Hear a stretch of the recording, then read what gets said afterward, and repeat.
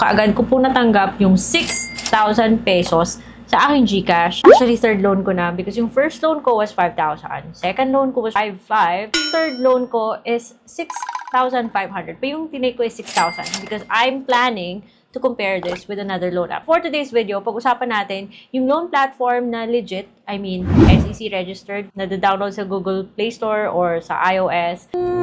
Merong nagsasabing okay siya, merong nagsasabing hindi. So, stick around, pag-usapan natin si Peso Loan sa video na to.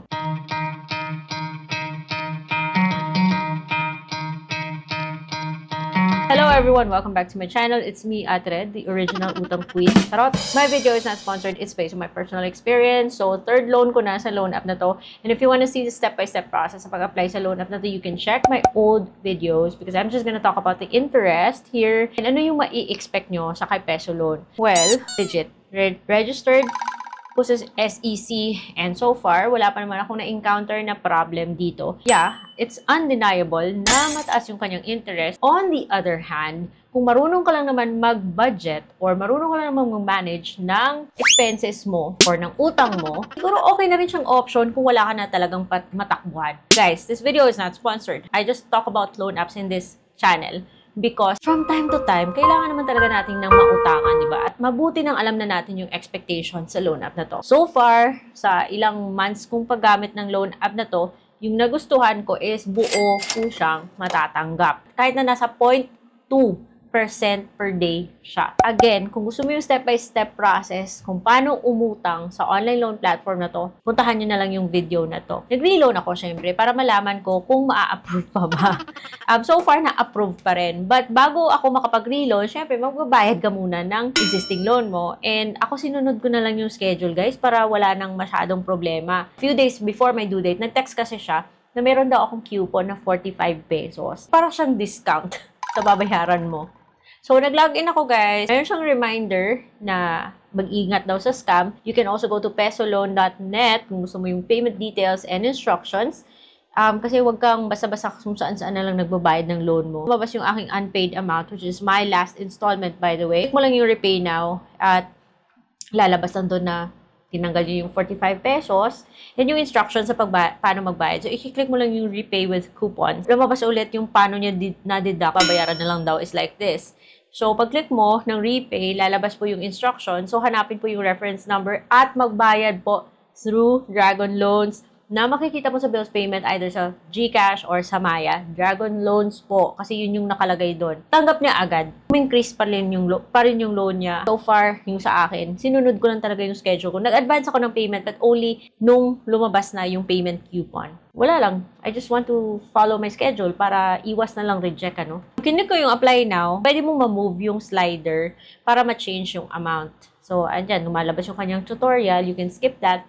So, ayun, 6,900. So, yung ginawa ko, 6,000 because I'm about to compare this with another loan app. Abangan nyo yung video na yan.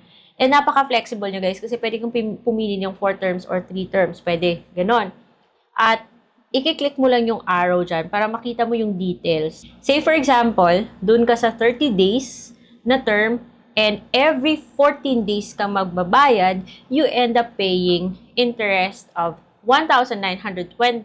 So, every installment, magbabayad ka ng 3,960, yung isa naman 3,880, at yung 79 na yan na butal, depende yan. Mag-text siya sa'yo, i-waive niya na o hindi.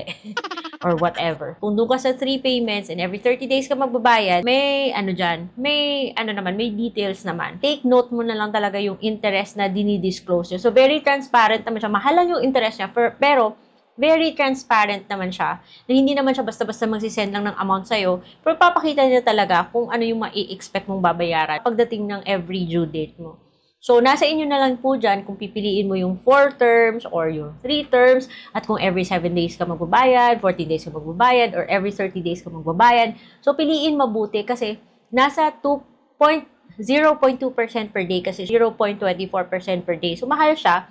Dahil, pag mahaba yung term mo, syempre, daily po kasi yung interest niya. So, nasa inyo na po yan kung papatulan nyo yan o hindi.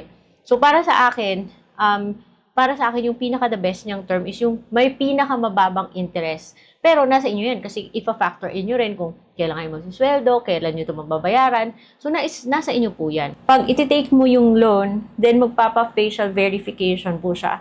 I think it's an anti-fraud measure. So, if you wanna go with it, so, syempre, hihingi niyo po yung permission na ma-access yung camera mo, and magpa-facial verification siya. Alam nyo na yan, yung gagawin yung mga ganyan-ganyan na yan. And then pagkatapos is, we have received your loan application and it will process it as soon as possible. Mabilis lang naman, guys. And meron naman siyang check status dyan. And meron siyang stages. So, naging pending siya for a few minutes. And then after siguro mga 5 minutes, more or less, natanggap ko na siya sa aking GCash. And buo ko siyang natanggap. Nag-update na rin yung app. Lumabas din yung schedule. And dapat mo lang siyang i-monitor na yung app every now and then or just be alert sa kanyang mga notifications para malaman nyo kung meron kayong discount sa interest or kung mag-offer siya ng repayment kasi ang dami niyong pa-promo eh. So, depende siguro yan sa ating credit history kung ano man yung i-offer niya sa'yo. So far, okay. My 2 cents about this app is okay. Dahil buo siyang natanggap. Buo siyang natatanggap and kung repeat borrower ka na, mabilis lang siyang natanggap. Sa 3 loans ko sa kanya, 5 minutes lang natanggap ko siya. And maganda to yung nagpapa-facial verification siya every time na naglo-loan ka kasi syempre nako-confirm nila kung talaga bang ikaw yung naglo-loan. And that's okay na rin. Registered din siya sa SEC so I guess it's okay. The only thing lang yung masasabi ko lang talaga dito na parang hindi talaga ako sang-ayon is the interest. Kasi mahal siya eh. 0.24, depende sa loan. Basta mahal siya. And daily po siya. So, the longer the term, syempre, the longer din or the more din yung napupunta sa interest. So, choose your terms and your amount wisely. So, abangan nyo guys yung future vlog ko kasi i-compare ko siya sa isang loan platform na parang similar din yung features kasi dapat aware tayo sa mga ganito. Kaya kung hindi pa kayo subscribe sa channel, syempre, subscribe kayo para hindi kayo makukulis sa mga topics na i-share ko dito. Kasi guys, knowledge is power at hindi po biro yung pag-uutang. Kasi ang laki pong impact nito sa ating future financial decisions, especially kung yung loan app ay nagsasubmit ng info natin sa CIC or Credit Information Corporation. So kung meron kayong mga loan apps na gustong pasilip, and you can expect na palagi tayo nagpa-follow up about loan apps na legit at mga loan apps na promising. Para naman siguro pag naririnig nila yung mga comments natin, syempre magbago din sila. Kung meron kayong pasilip in the meantime, just let me know in the comment section. I'll do my best guys. Ang dami nyo kasi nagko-comment. And I really appreciate na andyan kayo palagi. But that is all for today. I'll see you on my next vlog. Bye!